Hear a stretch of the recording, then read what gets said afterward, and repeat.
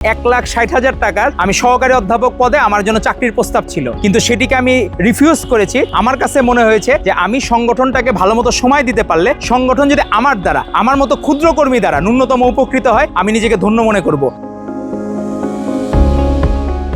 আসলে এটা অনেক জায়গায় বলে, অনেক সময় আছে সাংবাদিক বন্ধুরা ঘনিষ্ঠ হওয়ার কারণে বলে, কিন্তু এখানে আগানো বা পেছানো না। আমাদের চেয়ারম্যান, আমাদের সাংগঠনিক অভিভাবক, বাংলাদেশের প্রধানমন্ত্রী জনাব তারেক রহমান, উনি যাকে যোগ্য মনে করবেন সেই আগায় থাকবে।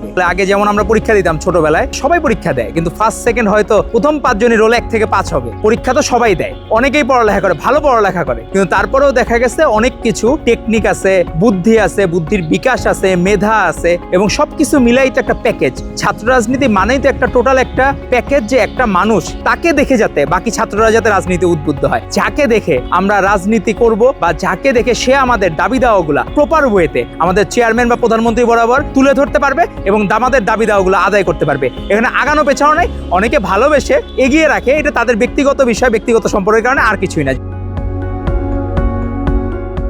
ছাত্রলীগের বা ফ্যাসিস্ট লীগের আমলের সময় সাধারণ শিক্ষার্থীরা একটা ট্রমার মধ্যে ছিল, তাদেরকে সেই জায়গা থেকে ট্রমা মুক্ত করা, সেটা একটা বড় চ্যালেঞ্জ। এটা হলো ফার্স্ট ইস্যু। সেকেন্ড ইস্যু হচ্ছে সবাই যাতে রাজনৈতিকভাবে সচেতন হয়। রাজনৈতিকভাবে সচেতনতা কেন?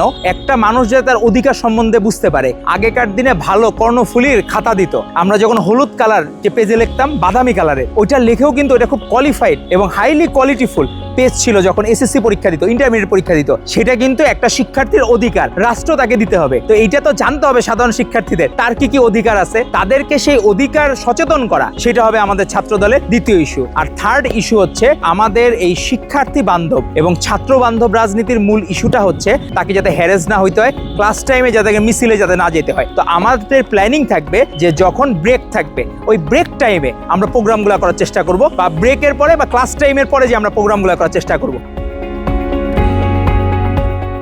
আপনি বলতে পারবেন না ছাত্রদল কোনো কারণে কারো জায়গায় কোনো কিছুতে চাঁদাবাজি করেছে, সংগঠন হিসাবে হোক, ব্যক্তি হিসাবে হোক। 2-1টা যদি ঘটনা হয়ে থাকে তার ব্যাপারে আমরা কঠোর সিদ্ধান্ত নিয়েছি। আপনার ডিপেন্ড করে আপনার সর্বোচ্চ নেতা কেমন, আপনার যে ছাত্র সংগঠন ভালো হবে না খারাপ হবে, এটা ডিপেন্ড করবে তার সর্বোচ্চ অভিভাবকের উপর। তো আমাদের সর্বোচ্চ অভিভাবক জনাব তারেক রহমান, উনি নিজে জিরো টলারেন্সে চলে গেছেন। উনি বলেছেন চাঁদাবাজদের লিস্ট করার জন্য। অলরেডি সরকারি যে সংস্থাগুলো আছে তাদেরকে নির্দেশ দিয়েছেন চাঁদাবাজদের লিস্ট করার জন্য। তো উনি যেখানে জিরো টলারেন্স, সেখানে ছাত্র দলে চাঁদাবাজদের কোনো জায়গা হবে না। সহিংসতা করে ছাত্র দলে ভালো পদ পাওয়া যাবে না, বা মাস্তানি করে শোডাউন দিয়ে ছাত্র দলে আর কখনোই ভালো পদ পাওয়া যাবে না।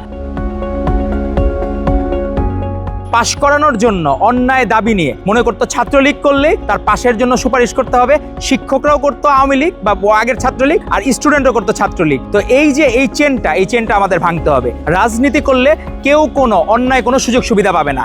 যার যোগ্যতাও নেই, যার যতটুকু যোগ্যতা আছে, ক্লাসে যার ফার্স্ট হওয়ার যোগ্যতা আছে সেই ফার্স্ট হবে। আর হচ্ছে আমাদের এখানে আমাদের নারী বোনেরা আছে, আমাদের ভাইয়েরা আছে, কাউকে যদি ফোর্সফুলি মাদকের জন্য ফোর্স করা হয়, কোনো বোনকে যদি ইফটিজিং এর শিকার দেয়, তারা যাতে তাদের অভিযোগগুলা এমন একটা আমরা বক্স দেব, অভিযোগ বক্স সেন্ট্রাল ছাত্র দলের পক্ষ থেকে, সেই অভিযোগ বাক্সগুলা আমরা জেলার মাধ্যমে এই জায়গাগুলো আমরা নিয়ন্ত্রণ করব। আমাদের প্রত্যেক ভাই বোন যাতে মনে করে ছাত্র দলের যে নেতা আছেন সে আমার ভাই, ছাত্র দলের যে নেত্রী আছে সে আমার বোন, এই যে ফিলিংসটা, এটা যাতে সাধারণ শিক্ষার্থীরা ওন করে, ধারণ করে, সেই জায়গায় আমরা ছাত্র দলকে আরো বেশি গ্রহণযোগ্য করে তুলতে চাই। আমাদের এই প্রত্যেকটা আবাসিক বিশ্ববিদ্যালয়ের সমস্যা হলো আবাসন সংকট রয়েছে। যতগুলা স্টুডেন্ট ভর্তি হয় তাদের সবাইকে রাষ্ট্রের পক্ষ থেকে যে সিট দেওয়ার কথা, আবাসনের ব্যবস্থা করার কথা, সেটি করতে পারছে না। তো আবার খাবারের সমস্যা, নিম্নমানের খাবার আছে, ওয়াশরুম, অনেক ওয়াশরুম আছে কোনোভাবে ক্লিনার নাই, কোনো কিছু করতে পারে না। আবার তাদের যে পরীক্ষা, বিভিন্ন সময় অনেক কিছু হয় যে অযাচিত, অনেক শিক্ষকরা আছেন যারা এক সময় ফ্যাসিস্ট লীগের আমলে লিক করতেন, তারা জোর করে স্টুডেন্টের উপর পরীক্ষা চাপিয়ে দেওয়ার চেষ্টা করেন। এখনো আমাদের রাষ্ট্রের রন্ধে রন্ধে ফ্যাসিস্ট লীগরা রয়ে গেছে, তাদেরকে এই জায়গা থেকে সরাতে হবে এই যৌক্তিক দাবি দেওয়ার মাধ্যমে। কারণ একজন শিক্ষক এর আগে ভিক্টিমাইজ হয়েছে শুধুমাত্র অন্য সংগঠন করার কারণে। তো এখন এই আবাসনের সমস্যাগুলা, এগুলা যৌক্তিকভাবে যারা এই সমস্যাগুলা ফেস করছে তারা জানে তার শিক্ষা জীবনটা কতখানি ক্ষতিগ্রস্ত হয়েছে। আবাসনের সমস্যাগুলোর যৌক্তিক দাবি দেওয়াগুলা আমরা সাধারণ শিক্ষার্থীদের পক্ষ হয়ে আমরা বিশ্ববিদ্যালয়ের কাছে তুলে ধরবো। খাবারের নিম্নমান আমরা এগুলো তুলে ধরবো। সমস্যা হয়েছে আমাদের যারা এখন বিভিন্ন ছাত্র সংসদে আছে, এরা সাধারণ শিক্ষার্থীদের দাবি দেওয়া নিয়ে কথা বলার পরিবর্তে তাদের তাদের রাজনৈতিক খেপ মারার জন্য আগ্রহ বেশি। তারা মজা পায়, প্লেনে যায়, ভালো খাবার খায়, ভালো হোটেলে থাকে। এই মজাগুলোর কারণে তারা শিক্ষার্থীদের থেকে দূরে সরে যাচ্ছে। ট্রাকে লেখা থাকে 100 হাত দূরে থাকুন, তো তারা তাদের এই জামায়াতের ফ্লেভারের কারণে বা জামায়াতে ইসলামীর কারণে তারা নিজেরা সাধারণ শিক্ষার্থীদের থেকে 100 হাত দূরে চলে যাচ্ছে। এটা আগামী ইলেকশনে প্রমাণ হবে, সাধারণ ছাত্র সংসদ ইলেকশনের মাধ্যমে। কেউই যাতে জবাবদিহিতার বাইরে না থাকে, কেন্দ্র থেকে তৃণমূল পর্যন্ত প্রত্যেকের উপর নজরদারি থাকতে হবে। যে আমি আমার রাজনৈতিক জীবনে, যেমন আমাদের বিএমডিসি রেজিস্ট্রেশন দেয় মেডিকেল সায়েন্সে 5 বছর বা 10 বছর পর রিনিউ হয়, তো আমার যাতে 5 দিন 10 দিন 5 মাস এর মধ্যে যাতে একটা রিভিউ থাকে, যে আমি 6 মাসে, যেমন আমাদের নেতা তারেক রহমান কি বলেছে, রিভিউ করবেন এই মন্ত্রী পরিষদকে 180 দিন পরে। তো আমরা চাই মনিটরিং সেল থাকুক 180 দিন না, আমরা চাই প্রত্যেক মাসে একটা ইভালুয়েশন থাকুক, যে তৃণমূল থেকে কেন্দ্র পর্যন্ত কেউ যাতে সংগঠনের ধারার বাইরে যাতে না যায়, অন্যায় কোনো কাজ যাতে না করে, সেটাই মূল ইস্যু। রাজনীতি, ছাত্র রাজনীতি যাতে সাধারণ শিক্ষার্থীদের ভয়ের কোনো না হয়, তারা যাতে নিরাপদ স্থান মনে করে যে আমি ছাত্র রাজনীতি করলে আমি আমার নিজের অধিকার আদায় করতে পারবো, আমার প্রতিষ্ঠানের জন্য যেটা ভালো হবে বা আমার ভবিষ্যৎ কর্মজীবনের জন্য যেটা ভালো হবে, সেইভাবে আমি নিজেকে গড়ে তুলতে পারবো। ফ্যাসিস্ট লীগের আমলে যে মেন্টাল ট্রমার মধ্যে ছিল সাধারণ শিক্ষার্থীরা, এজন্য তারা ভয় পাইতো রাজনীতিতে। জেনজি যারা আমাদের ভাই বোনেরা দেখতো ছাত্রীরা রাজনীতি মানেই মাস্তানি, চাঁদাবাজি, যেটা ফ্যাসিস্ট লীগ করতো, ওই ছাত্রলীগ, নিষিদ্ধ ছাত্রলীগ করতো। কিন্তু সেই রাজনীতি আর বাংলাদেশে আর কোনোদিন ফেরত আসার সুযোগ নাই। ছাত্রদল সবসময় ভাই হিসাবে, বন্ধু হিসাবে, সবচেয়ে কাছের মানুষ হিসাবে সাধারণ শিক্ষার্থীরা যাতে আস্থা পায়, এরকম নেতৃত্ব আমরা নির্বাচন করব।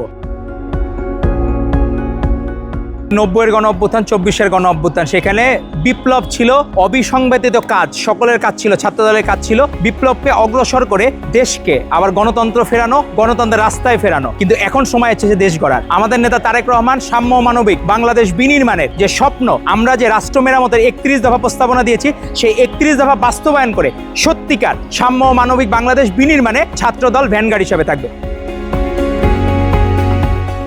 বিষয়টা হচ্ছে চাঁদা না হাদিয়া, বিষয়টা হয়ে গেছে যে ছাত্রদলের বিষয় আসলেই ঘটনা ঘটছে না, ফ্রেমিং ছিল, এগুলো জাস্টিফাই করতে হবে। আমার কাছে, আমি পাবনা জেলার দায়িত্বপ্রাপ্ত হওয়ার কারণে এক ছাত্রদল নেতার বিরুদ্ধে অভিযোগ আসছে, সে নাকি একটা মেয়েকে তুলে নিয়ে গেছে, পরে খোঁজ নিয়ে জানা গেল ওই মেয়ে নিজের স্বেচ্ছায় সে ওই ছাত্রদল নেতার সাথে গেছে। তো সেই জায়গায় অলরেডি তাকে আমরা বহিষ্কার করে ফেলছিলাম। তো এই যে ইস্যুগুলা, কোনটা ফ্রেমিং আর কোনটা বাস্তবে অভিযোগ।